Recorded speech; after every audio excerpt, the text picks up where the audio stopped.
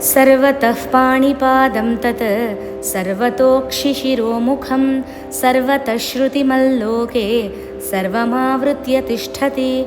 ఆ పరబ్రహ్మం అన్ని చోట్ల తన చేతులతో, కాళ్లతో, తలలతో, ముఖాలతో, శరీరంతో, చెవులతో ఈ లోకమంతా ఆవృతం, వ్యాపించి ఉన్నది. ఈ శ్లోకంలో ఆ పరబ్రహ్మ తత్వాన్ని గురించి పరమాత్మ వివరిస్తున్నాడు. దీన్నే మనకు విభూతి యోగంలో వివరించాడు, విశ్వరూప సందర్శన యోగంలో చూపించాడు. అదే విషయాన్ని ఇక్కడ క్లుప్తంగా మరలా చెబుతున్నాడు. ఆయనకి ఈ లోకమంతా కళ్ళు, చేతులు, కాళ్ళు, చెవులు, పొట్ట, ఈ అనంత విశ్వం అంతటా నిండి ఉన్నాడు.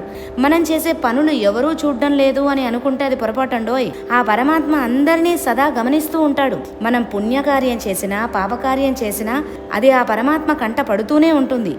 ఎందుకంటే పరమాత్మ సర్వవ్యాపి, సర్వమావృత్య తిష్టతి, అంతా ఆవరించి కూర్చునున్నాడు. ఆయన లేని చోటే లేదు. పరబ్రహ్మ అంటే ఎక్కడో వైకుంఠంలోనో, కైలాసంలోనో, కాశీలోనో కాదు. అక్కడున్నాడు, ఇక్కడ లేడు అని చెప్పుకోవడానికి కాదు. ఆయనని తెలుసుకోవడమే మన కర్తవ్యం. అంతటా ఉన్నాడు అని తెలుసుకోవడమే మన కర్తవ్యం.